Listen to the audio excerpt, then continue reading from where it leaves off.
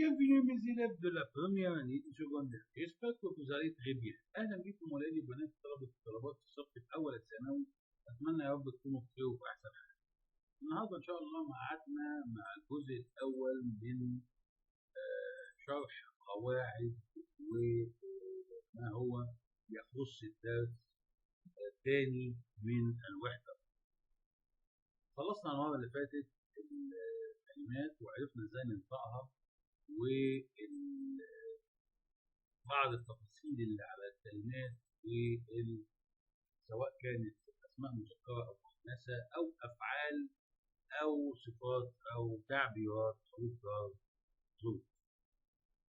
نركز مع بعض كده لانه يمكن احنا خدنا لي نمبر دو لا فامي في الكلمات، ولكن هنا جايبها لك زي شجره العين. شجره العين. طيب ركز كده عشان في بعض الحاجات بالفرنساوي يعني يبقى فيها تفاصيل. هنا بقى بنتكلم في تفاصيل العين. هيشرح لك الام ايه، العمه ايه، ابن العم ايه، ابن الخال ايه، وهكذا. بيقول لي voici les membres de la famille. voici ma famille. هذه أسرتي. ma grand-mère جدتي. mon grand-père جدي.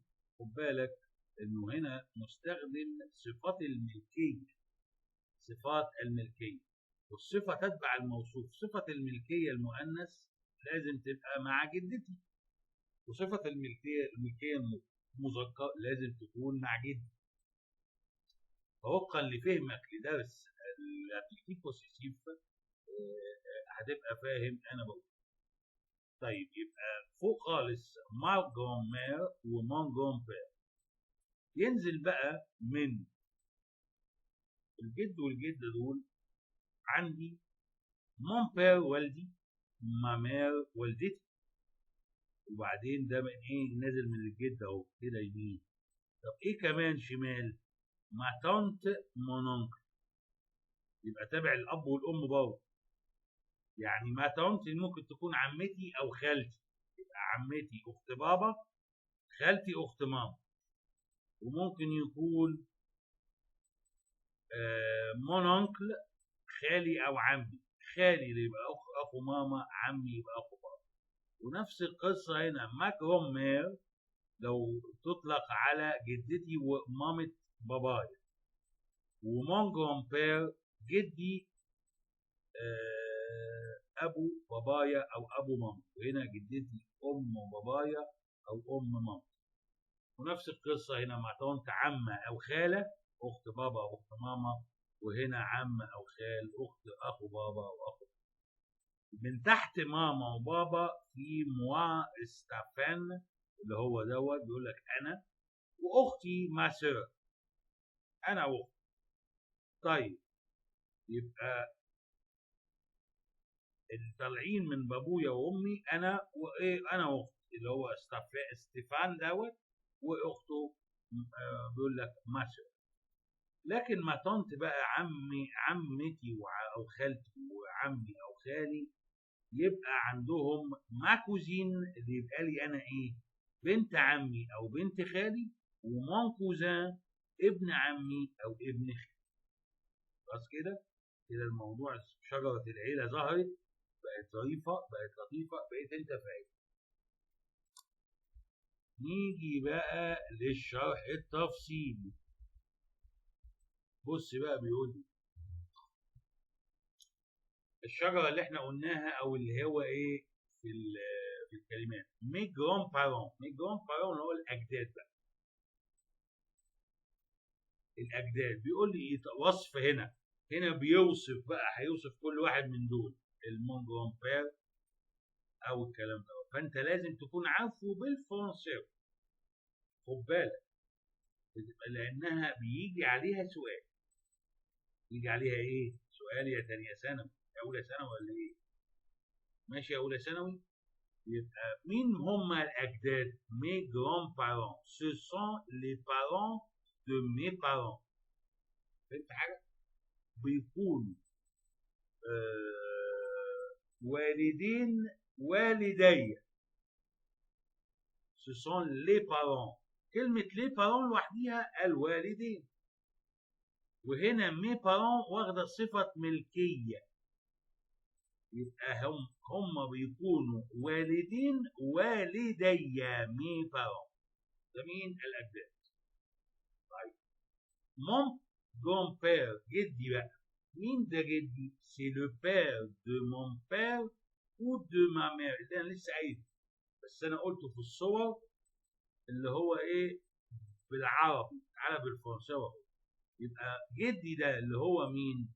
هو بيكون ابو والدي او والدتي، c'est le père de mon père ابو والدي ou de ma mère le père de ma mère ابو والدتي. ده مين؟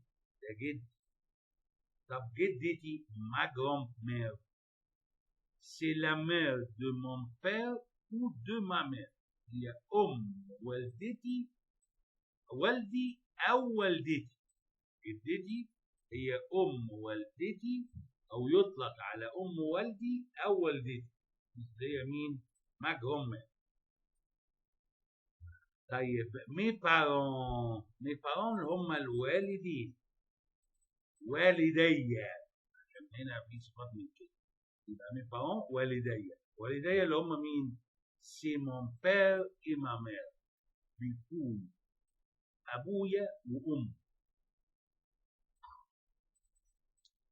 مون اونكل، مون اونكل، بص بقى وصف مون اونكل، العم او الخال، عمي او خالي. سي لو فرير دو مون بير، هو اخو ابويا، او دو ما مير او اخو امي.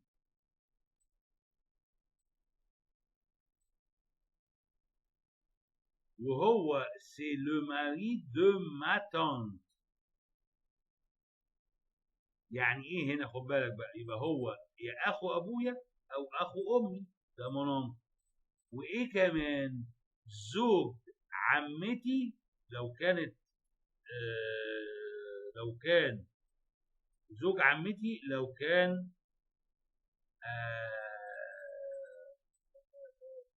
اخو ابويا، لو ماري دو ما تانت، زوج العم او الخال. لا ما ينفعش زوج العم، لانه هنا بيقول لي العم ده ممكن يعني كده العم او الخاله بالظبط كده، عشان بس يعني انت بشغل دماغك، ما تقولش مثلا جوز عمتي، ما جوز عمتي ماشي، عمي ده ممكن يكون بيطلق على برضه ايه جوز العمه او جوز الخاله، هو عايز يقول لك كده. لكن في واحد يشغل دماغه، انا بس بقى في البيبان دي والمصطلحات دي. الزوج العمه او زوج الخاله، كلمه مونونك تطلق عشان برضه ايه نخلص من الحته دي، مونونكل تطلق على اخو الاب او اخو الام، وتطلق برضه على زوج العمه او زوج الخاله. يعني انكل، كلمه انكل بنقولها لمين؟ بنقول اي حد، مش لازم يكون عمي يعني او خالي. بنقول له ايه؟ لو انت بات كده شويه تقول له ايه؟ يا انكل، انكل، انكل كده. طيب ما تونت بقى، ما تونت ديت عمتي او خالتي، سي لا سور دو مون بير، هي اخت والدي او اخت والدي.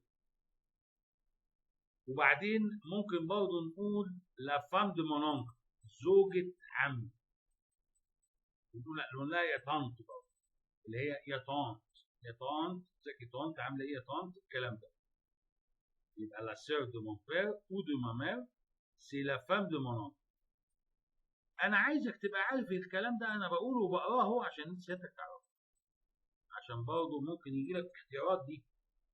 مون كوزان بقى اللي هو ابن عمي او ابن خالتي، ابن عمي او ابن خالتي. سي لو فيس دو مون اونكل، ابن عمي، او دو ما تانت، عمتي او خالتي. سواء ابن عمي او ابن خالي، اللي احنا قلنا كلمه مون اونكل اهوت، احنا مفصصين. يبقى هو يا الا مون كوزان ده يكون ابن عمي او ابن خالي، او ابن خالتي او ابن عمتي، ده مون كوزان. سي لو فيس دو مون اونكل او دو ما تانت. طب ما كوزين لا في دي مونونك، لا تكون بنت عمي او بنت ايه، او بنت خالي او بنت عمتي او بنت خالتي، اللي هي ما كوزين. حسب الاسئله في دي مونونك ودي ما تونك. خلاص، سهله سهله. خد بالك، انتبه.